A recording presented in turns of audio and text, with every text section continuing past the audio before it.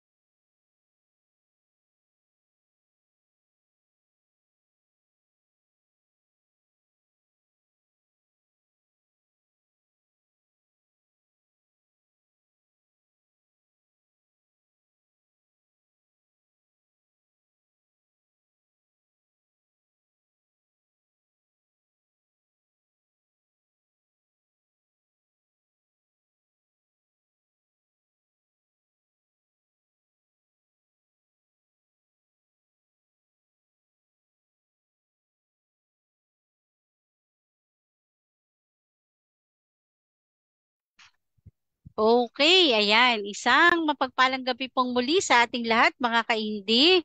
So, again, once again, live po ulit tayo para sa ating topic po ng ating kapatid na si Cynthia. Ayan. So, pa-share po muna ng ating live at inaanyayahan po namin kayo ngayong gabi sa pagtatapik po ng ating pagbibigay ng panayam ng ating pong kapatid na si Cynthia.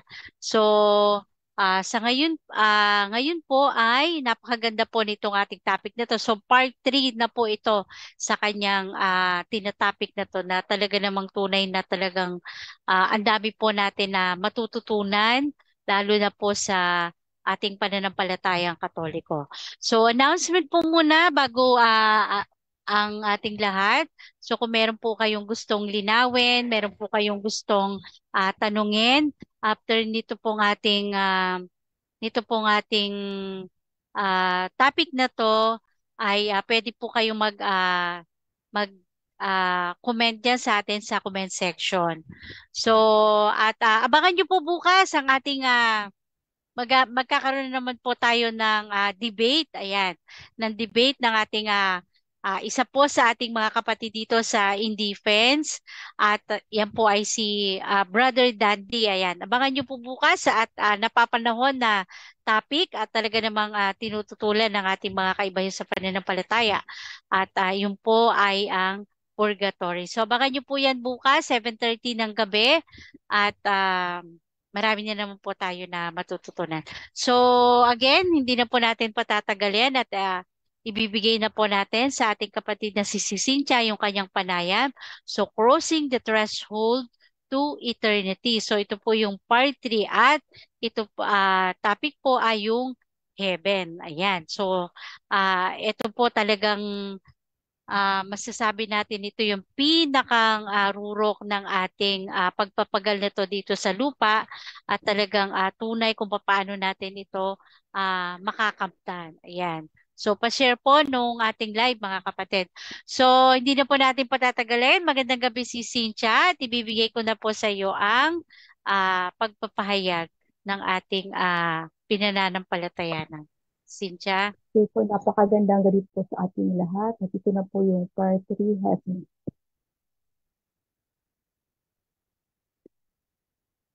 Panginoong walang hanggan, nilikha mo ang tao upang maging walang kasalanan at walang kamatayan, upang siya ay mabuhay ng walang hanggan sa pakikipag-isa sa iyo.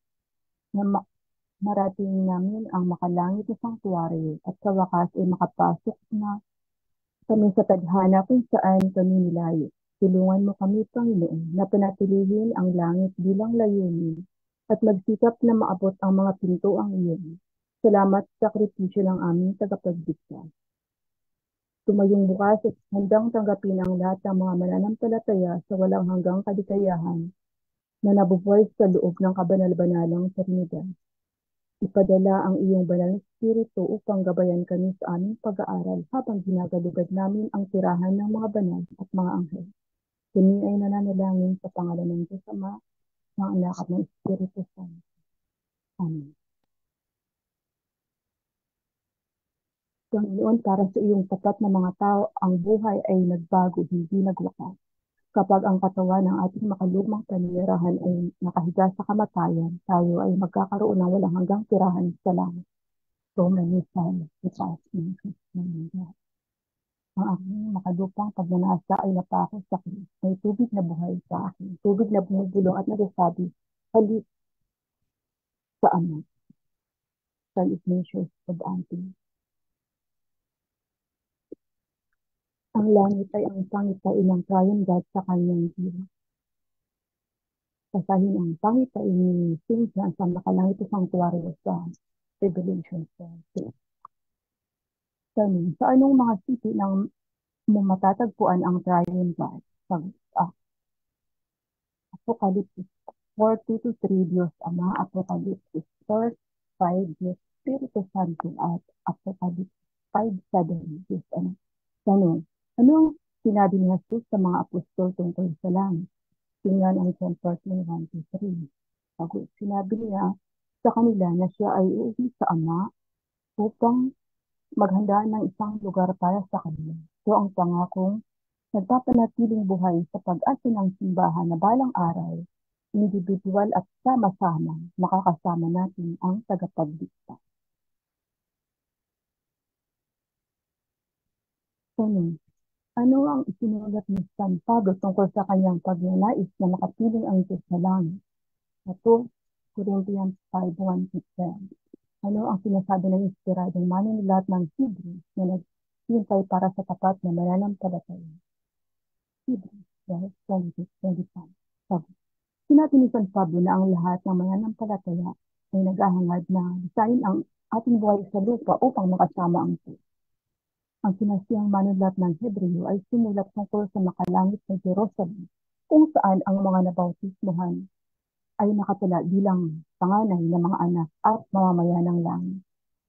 Ang mabuhay na kasama ng Diyos sa langit ay ang pagpasok sa kanyang kapahingahan upang makibahagi sa perpektong pakikipag-ugnayan sa pagitan ng tao at ng Diyos, kung saan nilikha ang tao sa Eden. Tanong, posible ba ang pagkikipag-isa sa Diyos sa langit para sa mga banal ng lumang tipan? Tingnan ang Catechism 536 at 1036. Sagot, hindi. Ang langit ay sarado sa tao sa pagbagsak ng ating orihinal na mga magulang.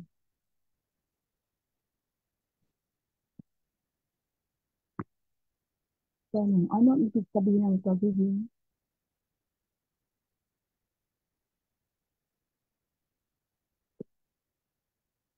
kailan binuksan ni Jesus ang langit para sa mga matuwid? Tingnan ang Catechism 10:26. At sa kanyang biyag ay nagsimulang magbukas ang mga pintuan ng langit at nang palayain niya ang mga kaluluwa mula sa libingan pagkatapos ng kanyang kamatayan. Binuksan niya ang pintuan ng langit pagkatapos ng kanyang pag-akyat sa langit ng kanyang presensya sa makalangit na sanctuary bilang hari-hari ay nagpanatiling bukas sa mga pintuan ng langit para sa lahat ng tumatanggap sa kanya bilang tagapagligtas at Panginoon. Tanong, ano ang ibig sabihin kapag ipinangako sa atin na ang mga namatay sa isang estado ng biyaya ay papasok sa walang hanggang kaligayahan?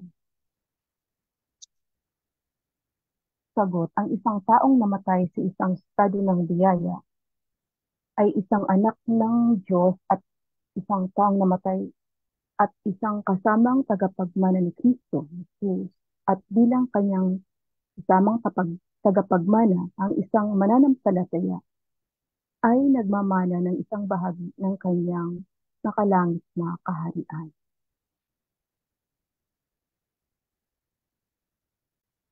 Tanong, ano ang ibig sabihin ng pagiging isang tagapagmana ng langit? Sagot, ang Baltimore Catechism ay tumutukoy kung ano ang ibig sabihin ng pagiging isang tagapagmana ng langit. Na mamatay ang ating Panginoon ay iniwan tayo sa isang mana at espiritual na pag-aari. Ang mana ay langit na nawala sa atin dahil sa kasalanan ni Adan at nabawi sa pamamagitan ng kamatayan ng ating Panginoon. Ang espiritual na pag-aari ay biyaya ng Diyos na karapat-dapat para sa atin. Ang simbahan ang tagapagpatupad ng kalooban ni Kristo at tungkulin nito na tiyaking matatanggap ng lahat ng tao ang iniwan sa kanila ni Kristo. Ibig sabihin, ang biyaya at langit ng Diyos. Dapat din nitong makita na hindi sila dinadaya ng kanilang mga kaaway, ang diablo, ang mundo at ang laman.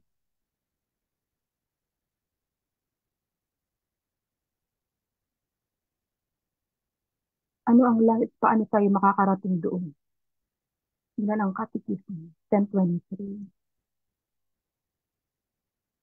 29 Isaiah chapter 6, Revelation 5.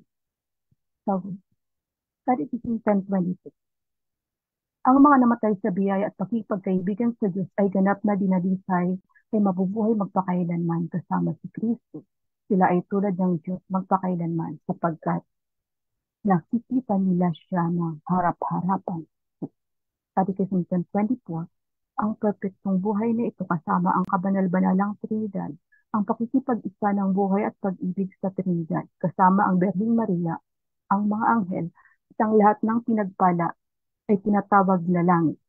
Ang langit ang pinakahuling wakas at katuparan ng pinakamalalim na pananabik ng tao, ang estado ng na pinakamataas, tiyak na kaligayahan.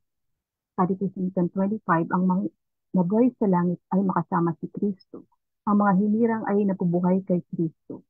Ngunit pinananatili nila o sa halip natagpuan nila ang kanilang tunay na pagkakakilanlan, ang kanilang sariling pangalan. Sapagkat ang buhay ay dapat makasama ni Kristo. Kung saan naroon si Kristo, mayroong buhay, naroon ang kaharian. Catechism 10:27.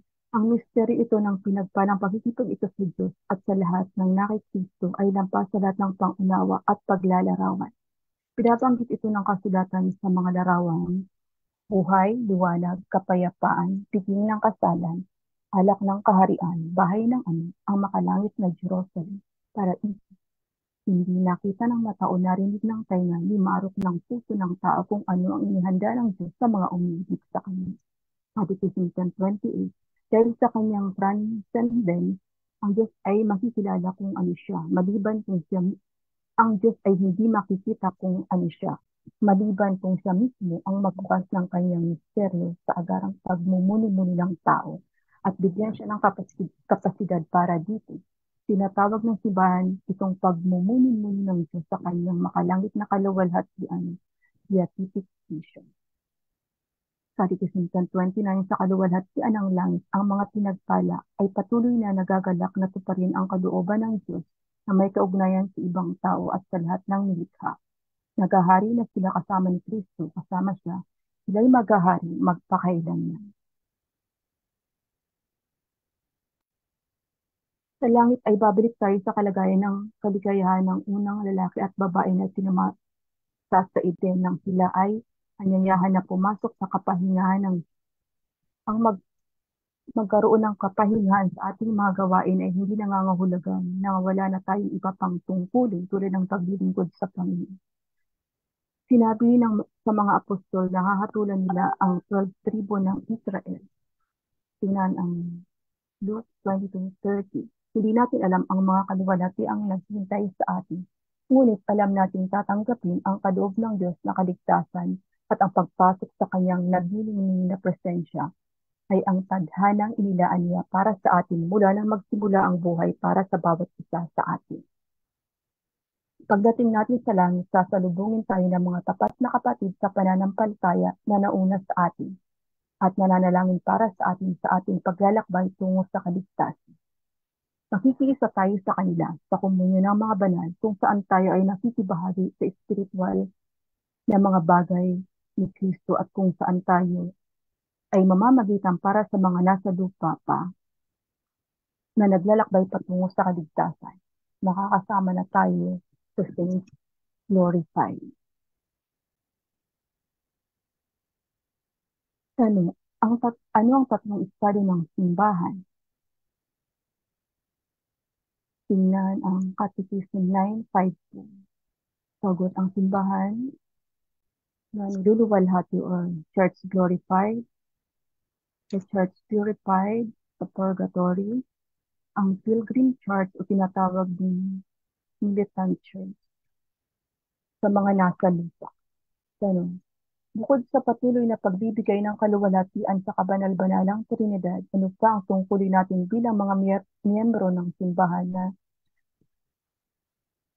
niluluwalhati or church glorified? Tingnan ang Catechism 956. Sagot, ang the church glorified ay patuloy na nananalangin para sa mga nasa lupa. Kalibhasa higit na malapit na kaisa kay Kristo, yung mga naninirahan sa langit ay pinapanatili ang buong simbahan ng higit na matatag sa kabanalan. Hindi sila tumitigil sa pamamagitan sa Ama para sa atin, habang sila ay naghahandog ng mga kabutihan ng kanilang natamo sa lupa sa pamamagitan ng isang tagapamamagitan sa Diyos at sa mga tao, si Kristo Jesus. Kaya sa pamamagitan ng kanilang pagmamalasakit pangkapatiran ay malaki ang naitutulong sa ating kahinaan. Catechism 956. Si Saint Dominic habang namamatay ay inalin niya ang kanyang mga kapatid. Huwag kang umiyak dahil mas magiging kapaki-pakinabang ako sa iyo pagkatapos ng aking kamatayan at tutulungan kita ng mas epektibo kaysa sa buhay ako. Sa pagkuha ng ating lugar sa langit kasama ng mga banal, patuloy tayong nakikipagtulungan sa plano ng kaligtasan ng Diyos para sa sangkatauhan. Gaano kalaki ang inyong kaluwalhatian at kaligayahan na payagang makita ang Diyos, na parangalan sa pagbabahagi ng kagalakan ng kaligtasan at walang hanggang liwanag kasama ni Kristo na iyong Panginoon at Diyos, upang matuwa sa kagalakan ng kawalang kamatayan sa kaharian ng langit, kasama ng mga matuwid at mga kaibigan ng Council of Glory.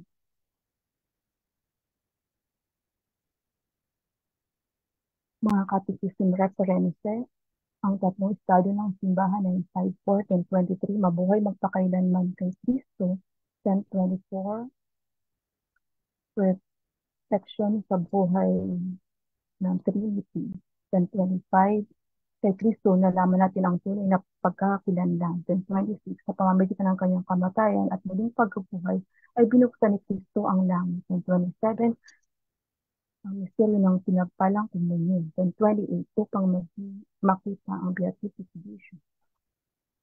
1029, magharing kasama ni Kristo, magpakailanman. Dito po nagtatapos ang aking pagbasa. Ito lang po ang pinakamaigsi sa lahat ng 8 topic na ito. Maraming salamat po ulit sa pakikinig. Abangan po ang susunod yung hell at bless us.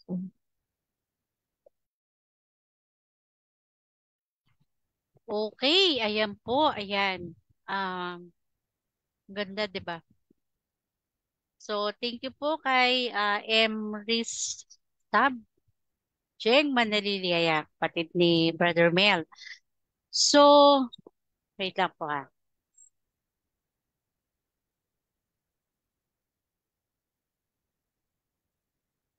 Hindi ako. Yan. So, medyo limited po yung ating oras ngayon at baka kami mawalan ng ng kuryente. So, alam niyo po, ito yung isa sa talagang pina, pinangako ng ating Panginoong Hesukristo mula pa dun sa ah, mula pa doon sa lumang tipan nung sinimulan or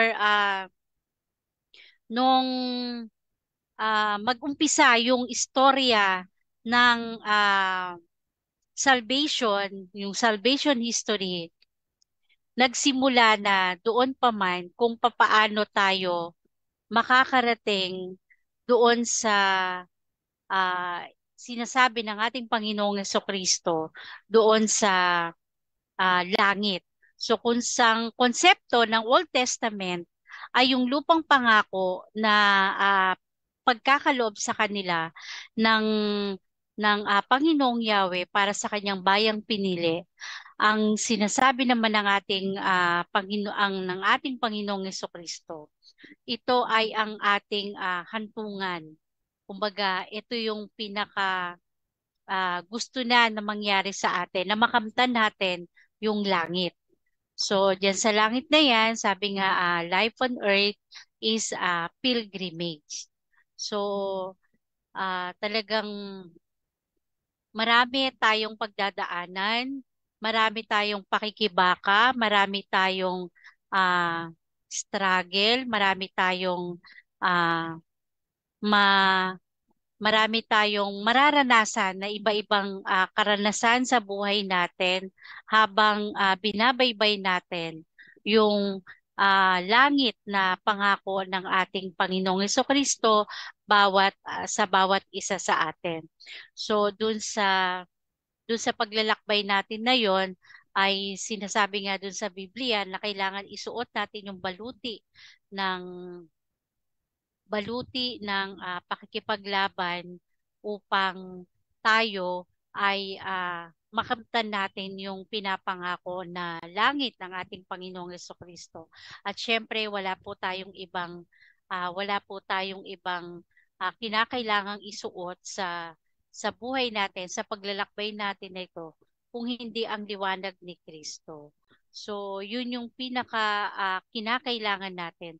So, sabi nga, na halimbawa ikaw ay isang astronaut, so meron kang isang bagay na kailangan mong isuot para makarating doon sa iyong destinasyon. Ganon din tayo. So ibig sabihin nun, ang Kristo ang dapat na ipamuhay natin at ang Kristo ang dapat natin na maging pamantayan sa lahat ng ating gagawin at sa paglalakbay natin nito ay walang iba tayo na magiging gabay kung hindi ang salita ng Diyos.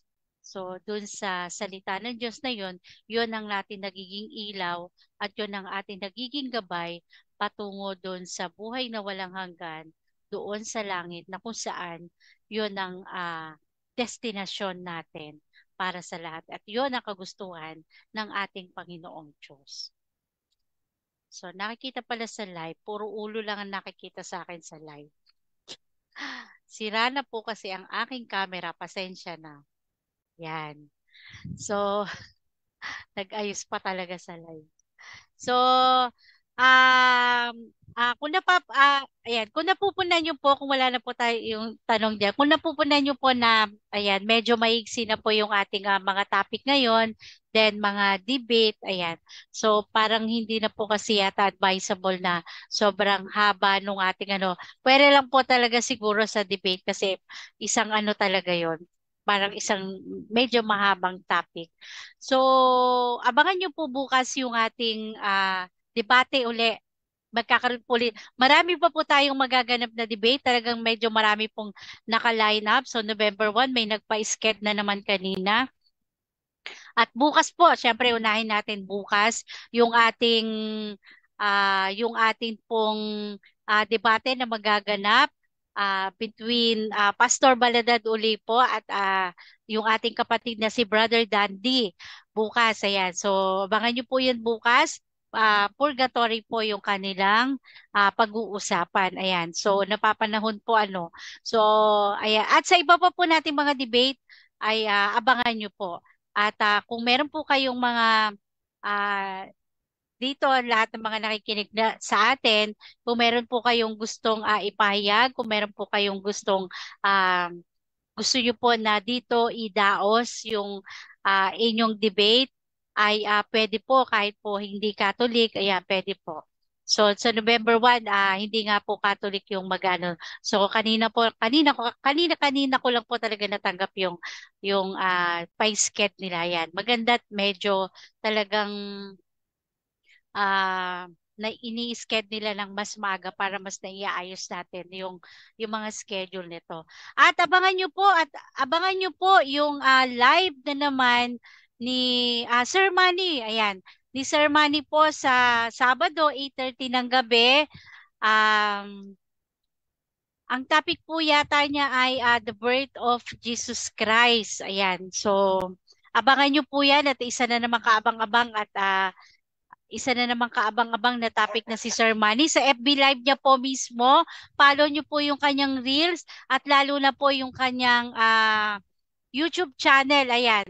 Scroll up nyo lang po dito sa atin sa page. Makikita nyo po yung kanyang link ng kanyang YouTube channel. Ayan. Napakarami po nating matututunan. So alam naman natin na talagang ah, na ah marami na isi-share sa atin ni Sir Manny regarding sa ating Catholic faith, lalo na yung sa pagpaliwanag nito, sa pagpapaliwanag nito. So abangan nyo po yan, Sabado 8:30 ng gabi, yung debate pa natin bukas at sa mga sunod-sunod po natin na magiging debate dito sa atin sa In Defense of the Truth. So message lang po kayo dito sa amin kung gusto nyo po na kayo ay magpa-schedule. So yan.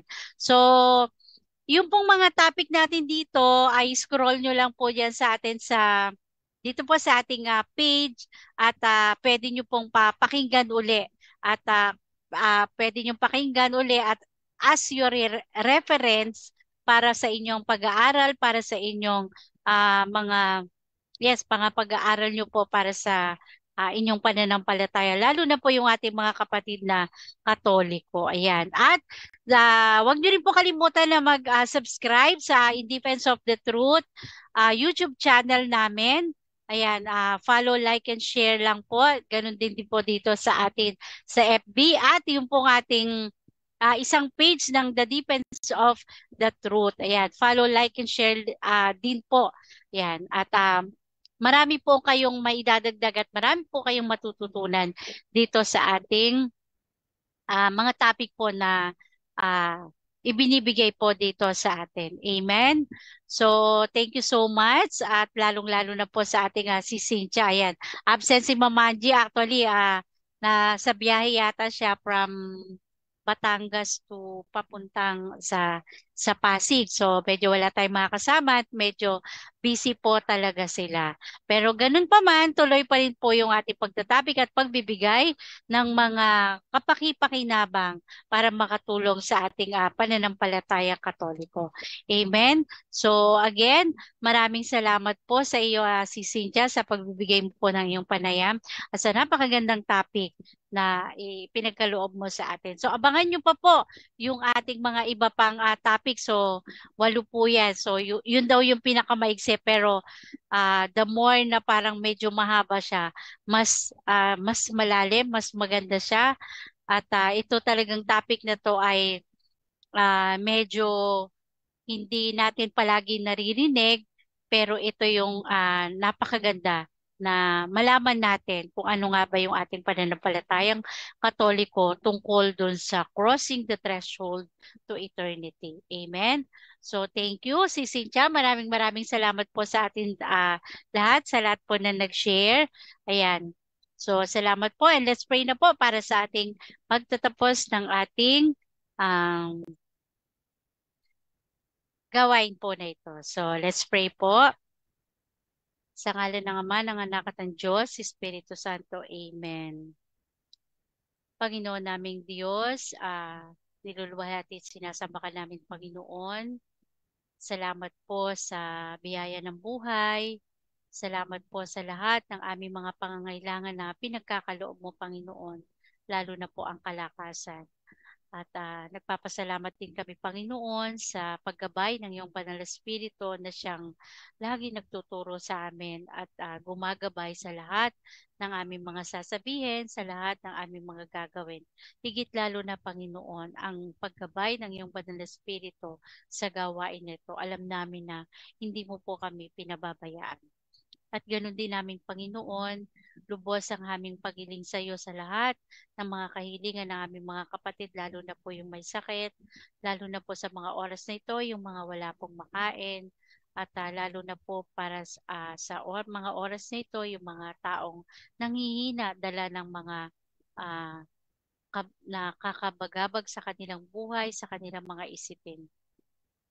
At higit lalo na Panginoon, lubos ang aming pagsamo sa iyo para sa aming mga kapatid na naiipit po doon sa gera sa Israel. Hinihiling namin, Panginoong Kristo, na pagkalooban mo po ang bawat isa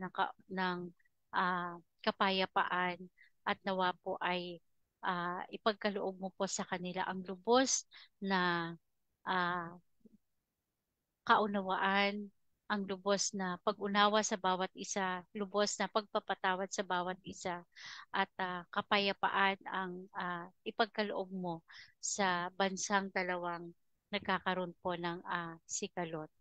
At ganun din aming Panginoong Diyos, ang aming mga kapatid na yung ginagamit sa pagpapahayag ng kaligtasan.